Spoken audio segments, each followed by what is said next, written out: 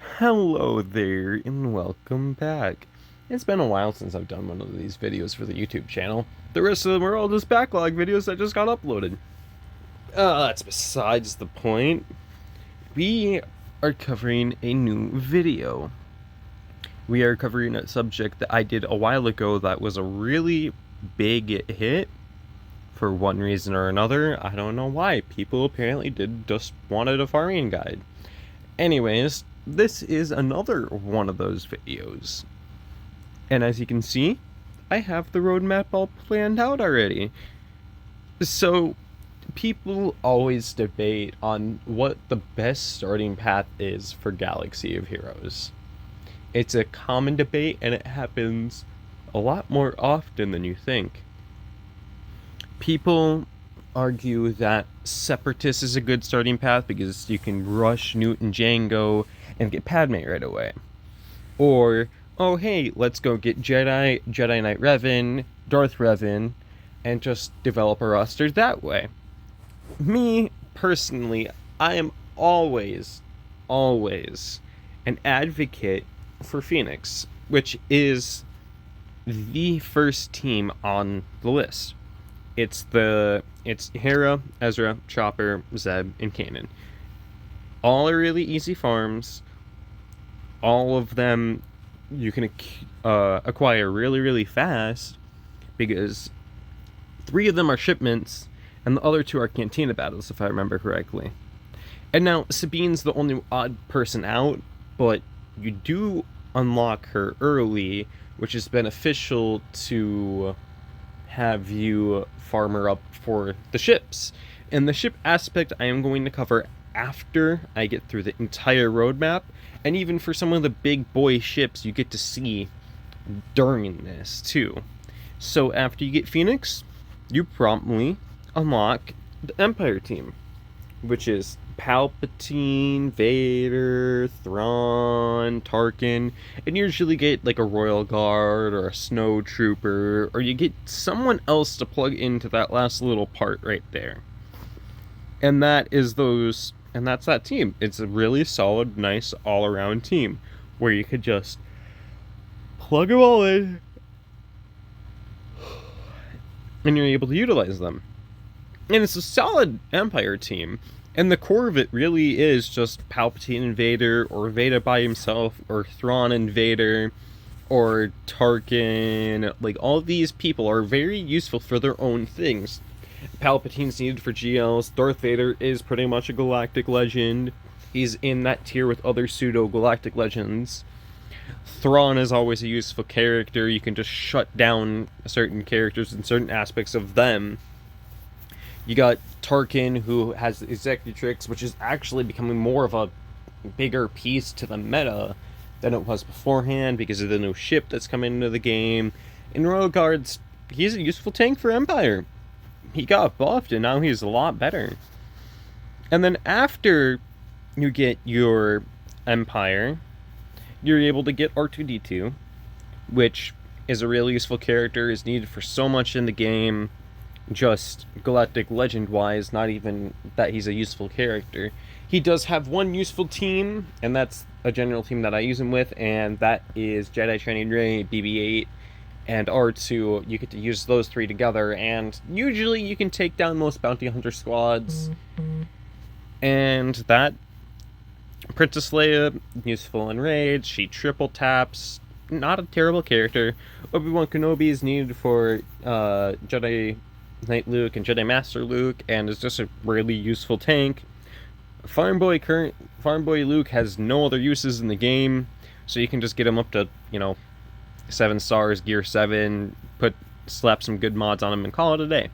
Stormtrooper Han, nice useful lead that can be in various different moments, and is kind of just a plug and play scoundrel. And then you unlock CLS from these requirements right here. And then after CLS, you should be going into more of a, you get your big boy unit. You get CLS. And now it's time for going for a different set of requirements.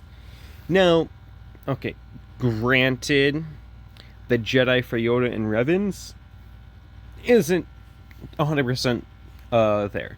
Because you can go out and get Jedi, or you can get Master Yoda with 5 Jedi that you already have. You don't need Juhani, you don't need Mace, and you don't need Qui-Gon for the event, because you're going to have Old Ben already, and you already have Ezra and Kanan, who are 2 useful characters.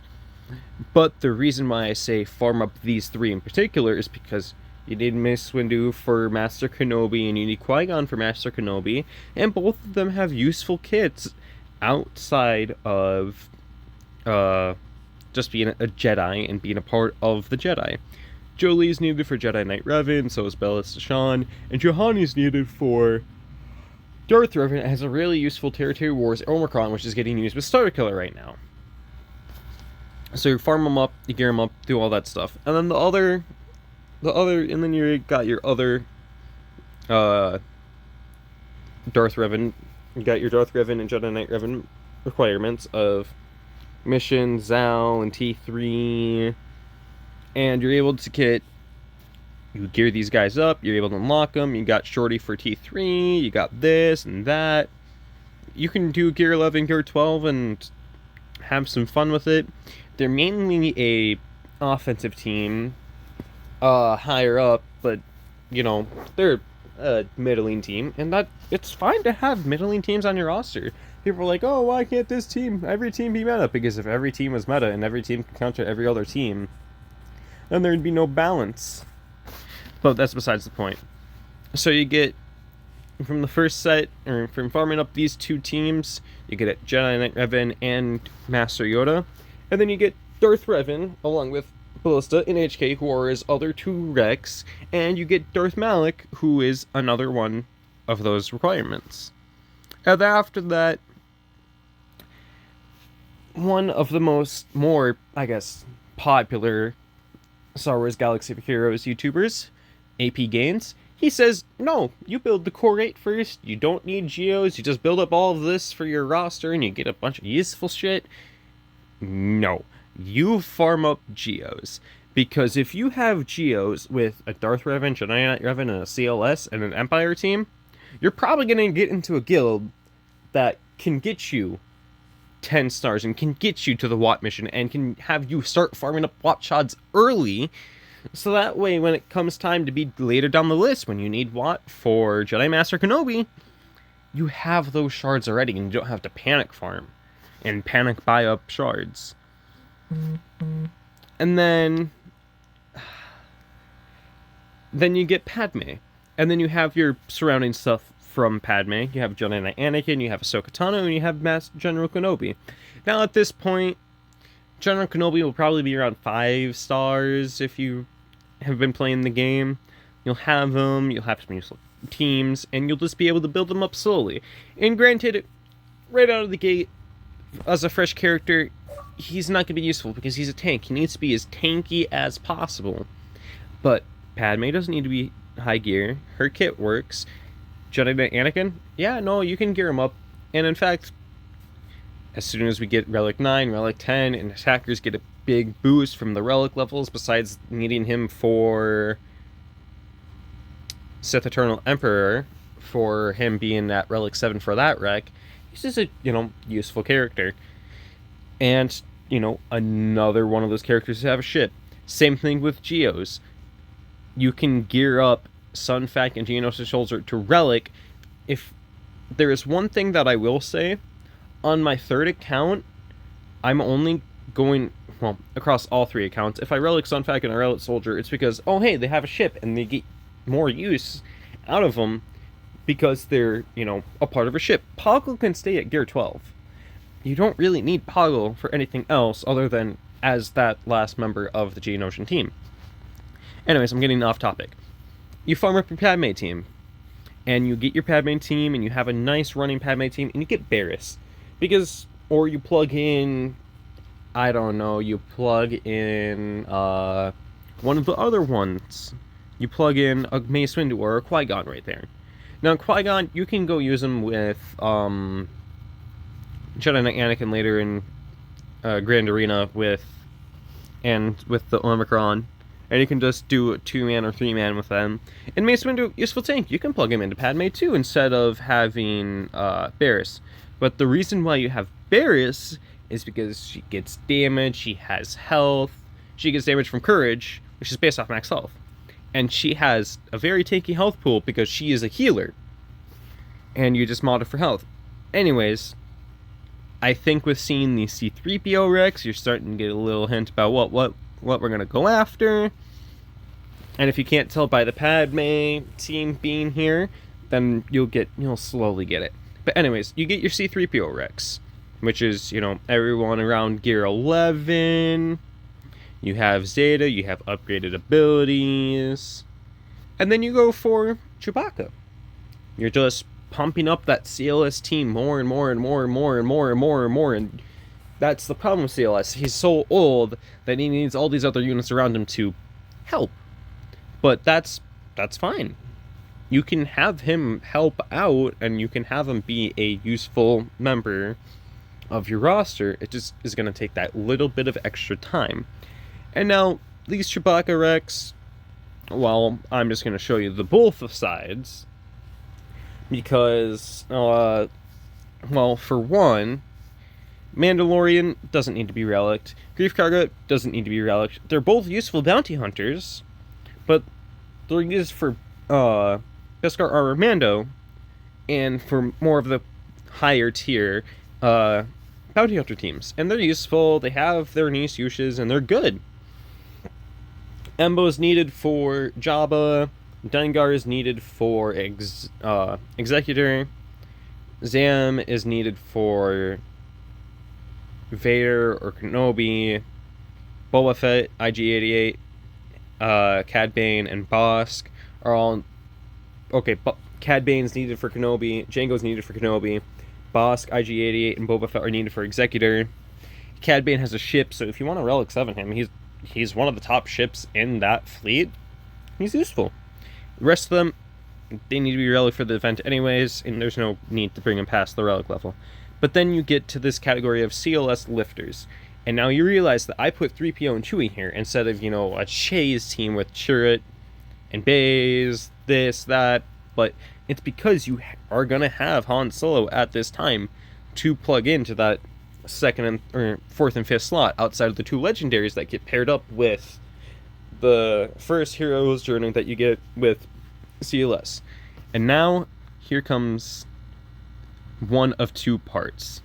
So, I personally am a big advocate if you want to go for SLKR. SLKR is the best Galactic Legend to get right off the bat because he's so useful and he still has a really good kit. People are like, oh yeah, no, JMK is the best Galactic Legend in the game. Yeah, but you realize that he needs Commander Ahsoka Tano to do it, and not only that, he needs 2 Relic 8s.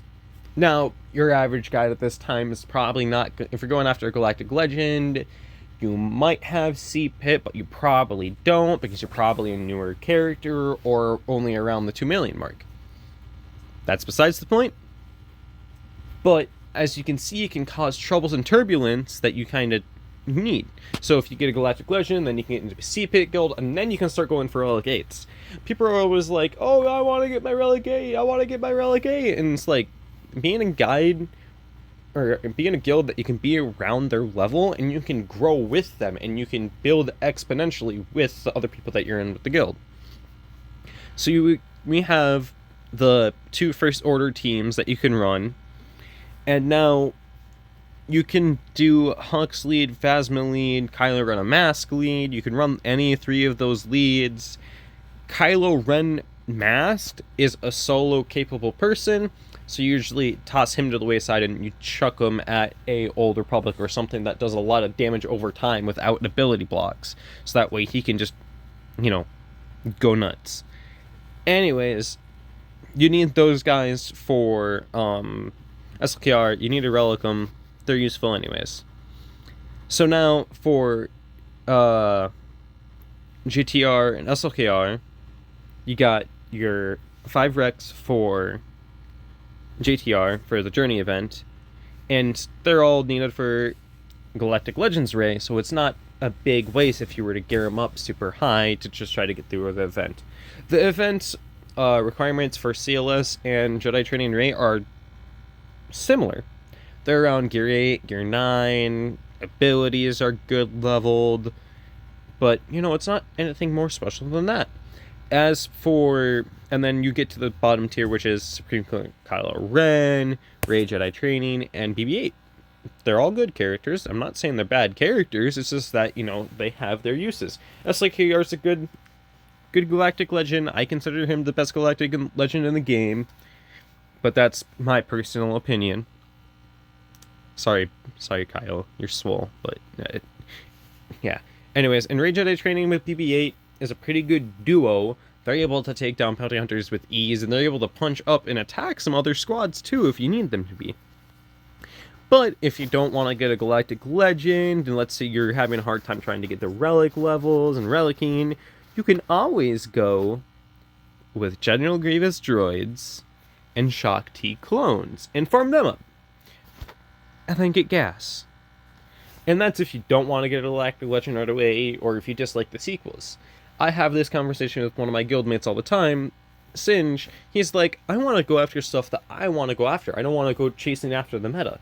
And that's why his first galactic legend, even though it's gonna take him a while to farm it up, is General Master Kenobi. I tell him all the time, like, if you go SLKR, you just get something that is a really useful unit. And he's like, no, I want to go after what I want to go after. So he has, this team of really powerful droids and all of this and that, and he has the General Grievous, he has all of that. And the Shock T clones are just generally one of the best teams in the game anyways, so it kind of helps.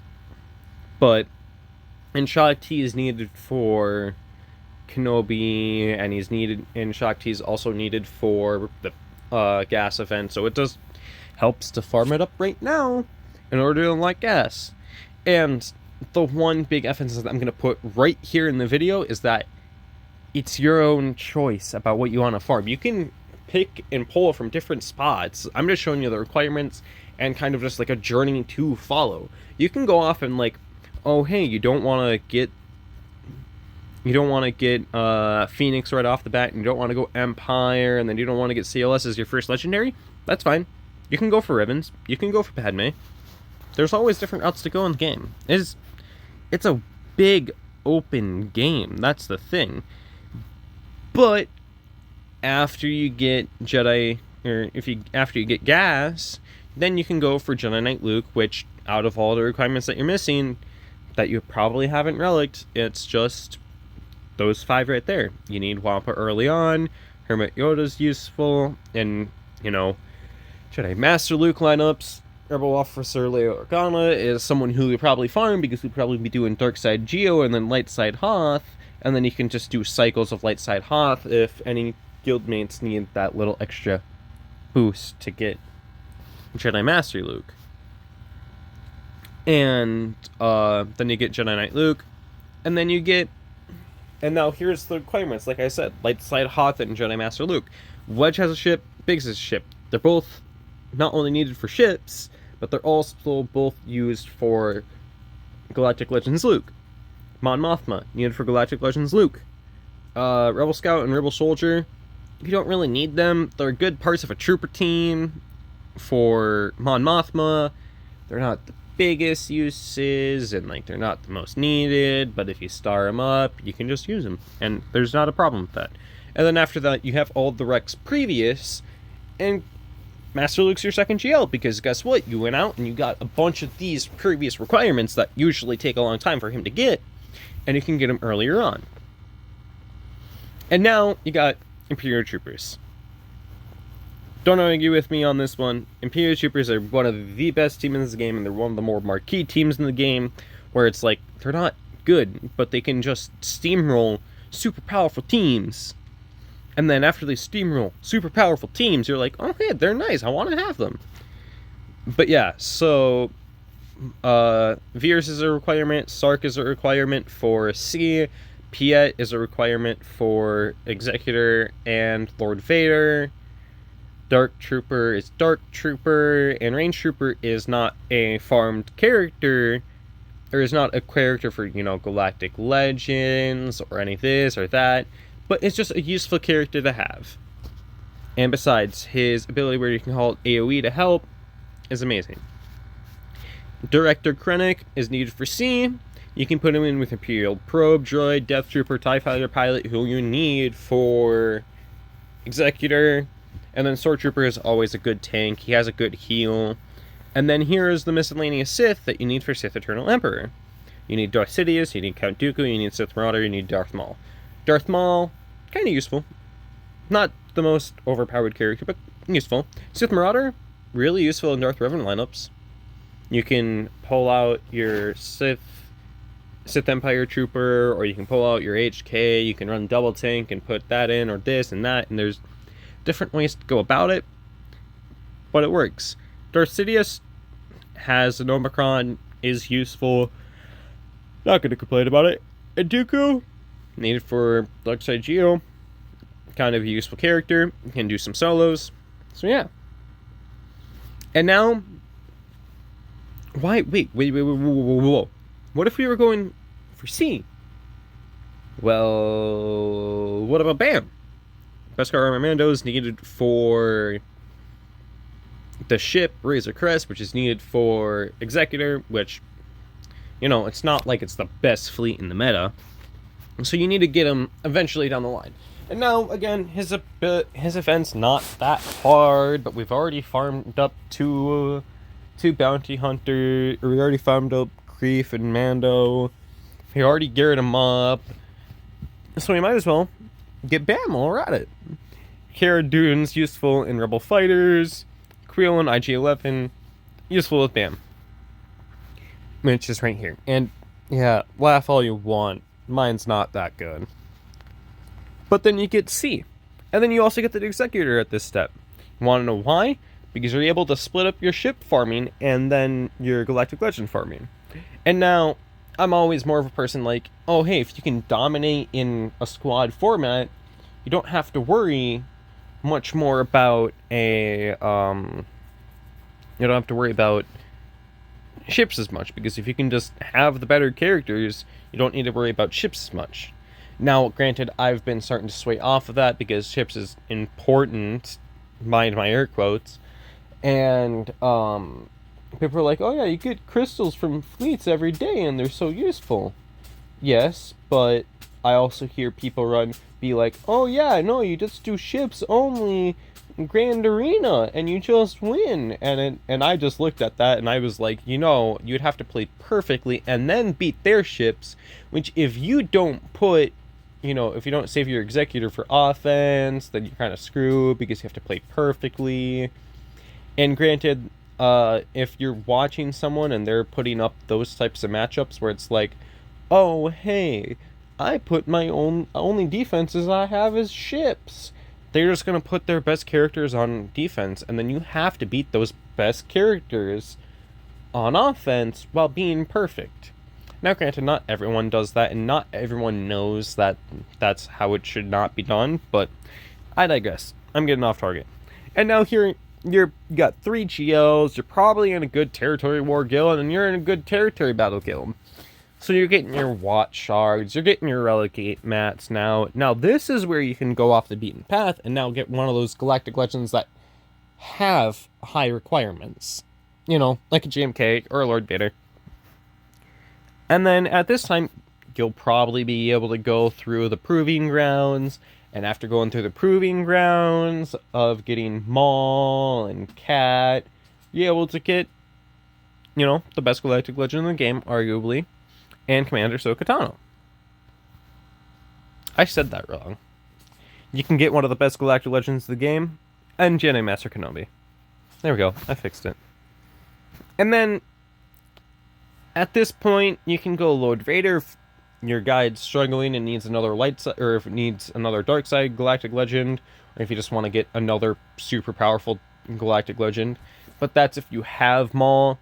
If you don't have Maul, you don't need to go for Lord Vader right away. But once you get Maul, yeah, go for Lord Vader. They're both really useful units, and Maul exceeds more outside of Lord Vader than Cat exceeds out of Jedi Master Kenobi, but they're both powerful units, so they're both needed. And anyways, resistance, you need resistance for Rey. You have these 6 characters that are just kind of left over. Granted, they're good, but they're not great, and Rey is slowly becoming a middle-tier Galactic Legend. Which, if you told me that at the beginning of the Galactic Legends, when she was quote-unquote the better over SLKR, people probably would have laughed at you.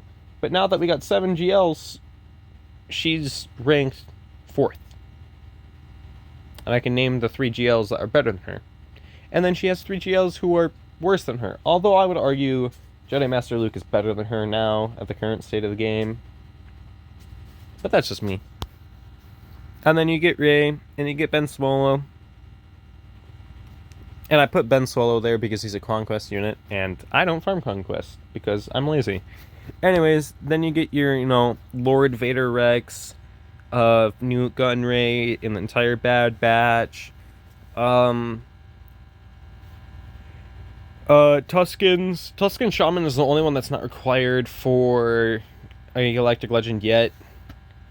But, is needed for Jabba, and Raider is needed for Lord Vader. So then you get Lord Vader, and you have Maul, and they're both useful. And now you can farm up Starkiller earlier. His requirements are Relic 5, which is kind of extreme, but Starkiller's a really good unit. Really good in GAC, okay outside of GAC. And he actually gets buffed when you put him with Chuhani outside of in territory battles with that Omicron. So they're useful. They're not the worst unit in the world, and he's nowhere near their worst team. You pair him up with Mara Jade, and you pair him up with Palpatine, you pair him up with this, and you pair him up with Visas. And you got yourself a good team going. Anyways, and then you get, your Grand Inquisitor, and you get your Inquisitors, the Inquisitorius, and you get your Grand Inquisitor, needed for ships. And they're useful. Not really the greatest, but they're useful. And anyways, here are all the Jabba requirements. I didn't pay even any attention to it. I just saw the kit. I'm like, ooh, hey, he's kind of powerful. Okay, I'm just going to keep doing what I'm doing. And granted, Mob Enforcer not that useful of a unit, but if you need to plug him in there, you can plug him in. Gamorrean Guard, Greedo, Shand, or Singh. 3 bounty hunters that are all kind of useful. Chrysanthem's useful. Leia's kind of okay.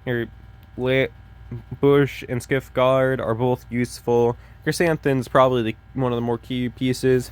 And now I realize that Jawa was actually acquired for Jabba, so I'm like, oh, I actually got to, put this on the list and make them a team. And now they're more of a fun team than anything. You can trick some... You can use them against Geonosians, you can use them against this, you can use them against that. But, they're kind of fun. And then you get Jabba. And now you have the profundity requirements, which... You need Palin Biston for their ship, and Scarecrow Pathfinder's a good tank, and Bodhi would just be there as, kind of an assist character. Like, oh, hey, we need this extra this and that. Bodhi's kit is not that good, and he's one of the worst characters in the game. But, you can't complain, because he has some useful things in his kit. And then you have the other part of the Profundity team, which is, your Rogue One, which you can also use with Radis. But I'd prefer you to use that top team, or you use Palin Biston in a Rebel Fighter team, and this and that, but it's not too bad. And then you got the last Journey character that is in the game right now, which is Afra, and her requirements haven't been listed. Outside of, Hongo, BT, and 000. And then you get to the fun teams that are fun to farm on the side and who have some use outside of that. Now, yes, Ventress is needed for gas. But the droids carry that event, not her. Anyways, I digress. Mother Talzin, probably arguably the better of the lead between her and Ventress. Ventress, main damage dealer. Daka keeps the team alive. Zombie is useful as the tank, keeps everyone else alive, and Night Sister Spirit is usually the other member that you put in there, because just can't survive. But you have Acolyte, who used to be a key member. Initiate's never been a key piece, but, there's always going to be an odd person out. And Initiate actually had a Datacron a while ago, so can be useful, maybe not. But Acolyte used to work with Stealth and Spirit Spot to keep Zombie alive forever. And Talia is useful in raids more than Initiate or Spirit. Or Acolyte and Spirit, technically. And then you got the Sith trio of Traya, Cyan, Nihilus. You should have them unlocked, you should have them geared. They counter Geos, they can counter Lord Vader from time to time, they can do this, they can do that. They have several niche uses, but those niche uses are able to be put to light a lot easier when you're able to, fully utilize them. And then you got your three leftover Sith. You got Sith Empire Trooper, Sith Assassin, and Savage. Savage is good because he can have solo potential in Grand Arena because of his ability and his Omicron. Sith Empire Trooper and Sith Assassin, good tanks, and good to just absorb hits. Now, Prepared Scoundrels, you can drop Kira to the wayside after you get Dash or Nar, and you can put Dash in the leader spot. But other than that, that's the main team right there. They're all useful. And then you got your two rebels that are useful because Akbar is a good, has a capital ship. It's not as good as Profundity, but it's always good to just have other ships available. And Fulcrum, really useful, good unit, but, something that you don't always 100% to get to use, and it's more of a solo unit anyways. And then you have the other Imperials. Iden, super useful, is a good Imperial Trooper team when not paired up with any other Imperials. Or without any other Imperial leaders. But Moff Gideon's here because Moff is one of the best plug-and-play characters too. And then you have Magma Trooper, Stormtrooper, and Snow Trooper, who are just, again, leftovers to be used in this team. Gar Saxon and Imperial Super Commando, useful units, have a ship. They don't have much use outside of that. They are niche to use in lineups, but they aren't the worst. And then you got other Jedi. Luminara just got a buff with her Omicron. Amagundai has a lot of health, so he can do a lot of damage when paired up with Ki-Adi Mundi. Plo Koon has a ship, super useful. Consular has a ship, but isn't as useful, and used to be one of the starting characters. Isn't anymore, so not as useful.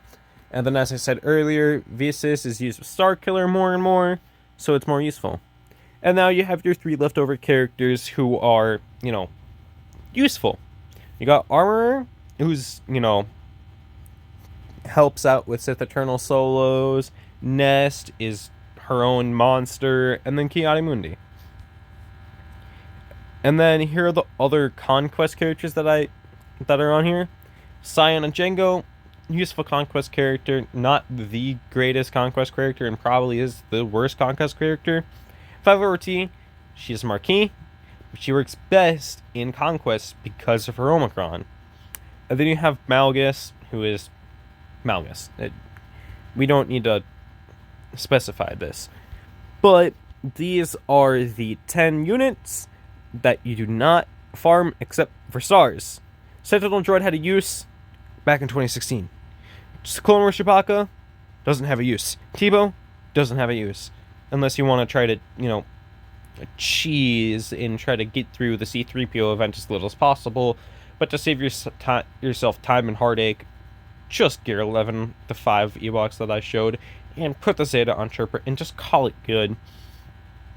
Eithkoth, again, just star him up, isn't that useful. Kit Fisto isn't that useful. Jedi Nagarian was useful with Kenobi, and then they fixed that. Ugnaught, he's useful for a singular piece of gear that you can craft over and over. Lobot, why do you even exist in the game? Cup, you're literally here for memes. And then the last character on the list is Omega.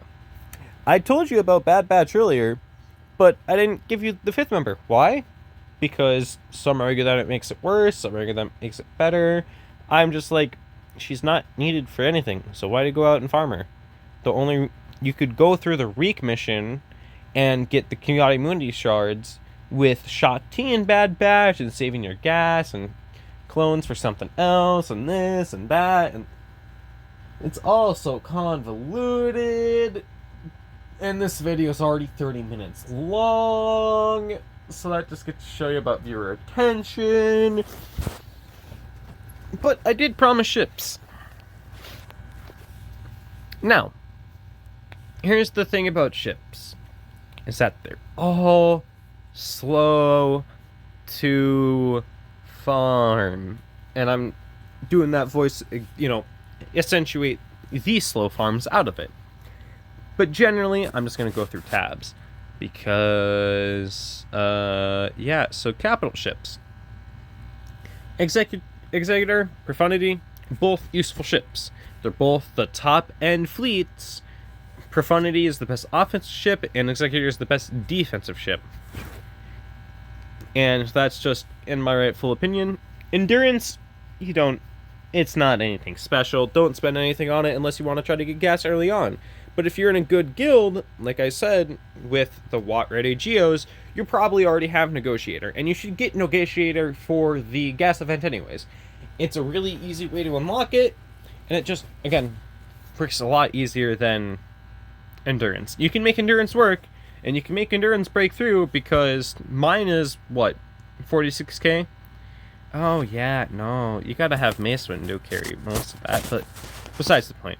You gotta 7-star it, and then you just gotta spend your currency or your prestige slowly to make it work.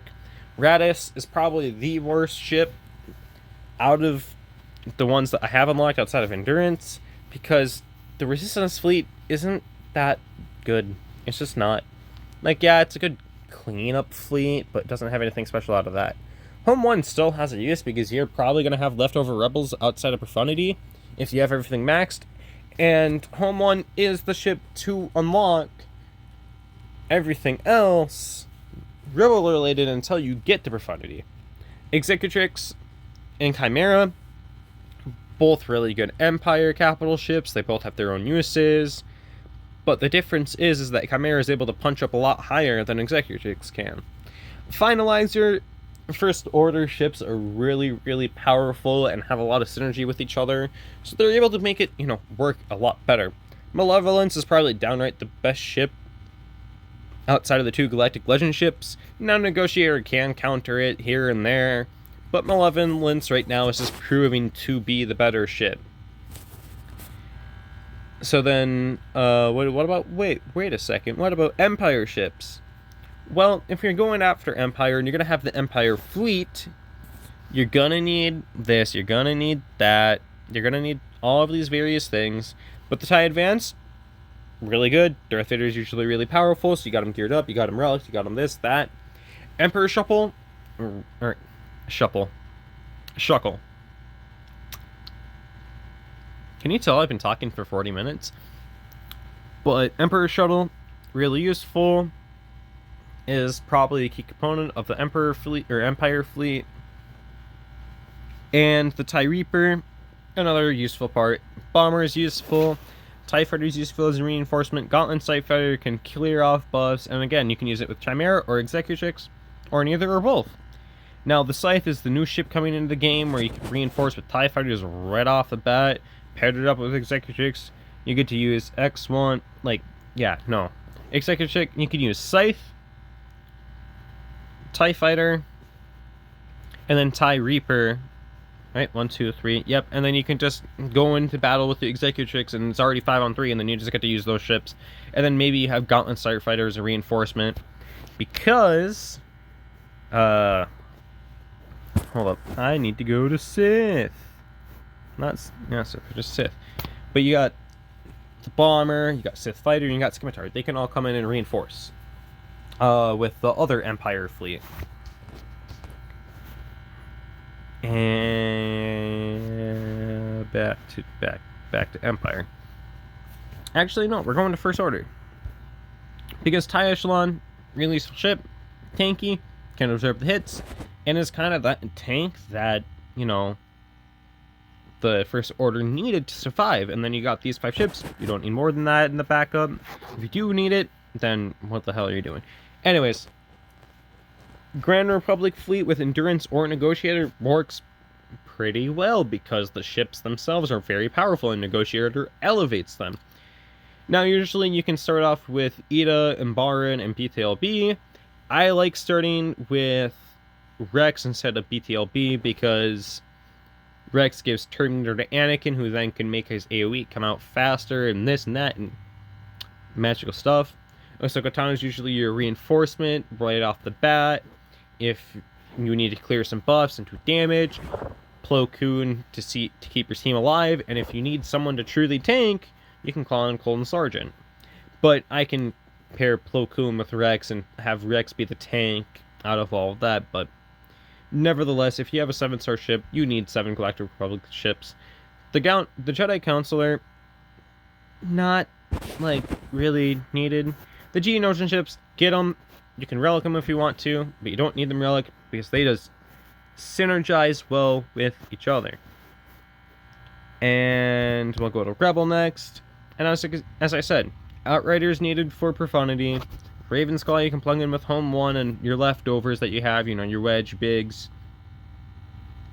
But, it's not that useful, because then you need your 2 reinforcements. Who are you going to use? Biston? And then you just gotta split it up, and you can be a little wonky with it. But, like I said, Resistance Fleet, not really useful. There's only 4 ships in it. They need more. Scoundrels. Everyone outside of Han's Millennium Falcon and Lando's Millennium Falcon and Outrider, 2 Rebels and Lando's Falcon are used for Executors, so you don't get a choice on that. Anyways, Malevolence, you only need those 5 ships for Malevolence, and you just need to be at the right stars. As for Sith, again, I showed this up. Scimitar, useful support ship, useful this, useful that. What I'm going to say is that you should just farm every ship, because they're all useful in their own ways, and they're all needed for different things. Don't be like me and don't just, oh, hey, I'm not going to worry about ships. I can just push them down the road. And then you keep pushing it down the road, and then you miss out on some really key events. But, yeah, no, like I said, farm up all of the ships. They're all useful in their own way. And at the end game, when you need to worry about ship battles, guess what? You could have many attempts. You can have 4 attempts on offense or 5 attempts on offense, depending on how many fleets you have. Anyways, that's really long-winded. Oh, that's not the Journey Guide tab. I wanted to show you the Journey Guide tab, because I wanted to show you what goes through. Like I said, you get Palpatine, you get R2, and then you get CLS. And then after that, you can get, Thrawn 2. And then after that, you get Yoda, and you get the Revans. And then after you get Yoda and the Revans, you get Geos for Padme. Then after that, you're able to farm up SLKR, and you're able to farm up BB-8, and SLKR, and JTR. And then you're able to do this and that, and again, the point of this guide is to show you how these teams synergize with each other, and then from how they synergize with each other, you're able to see the roadmap for everyone that you not only need to farm, but outside of everyone that you need to farm, you can see a natural progression through the game. You can see what needs to be relic, what doesn't need to be relic. You can see all of those things, and you can explore your own paths.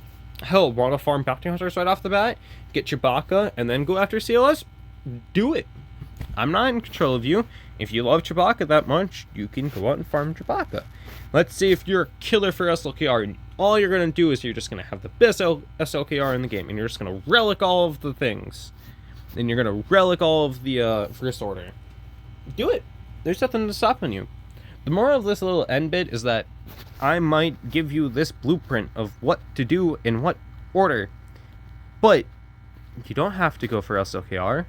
You can go for gas if you wanted to instead. And you don't have to go for Rey at the very end. Let's say you absolutely loved Rey. Yeah. That's the taste in my mouth. But let's say if you Now, I'm not saying that again. But let's say if you wanted to get Rey because she's a useful character inside of Galaxy of Heroes and is not a good... I cannot put good character and her in the same sentence. But if you wanted to get her right off the bat, you can. Or if you wanted to rush, executive first and rush and get the ship first, you can do that. There's many different options to go about it. And there's many different ways to go about Galaxy of Heroes. But it's all up to player choice. Anyways, that's enough rambling for me. I will all see you next time. Peace.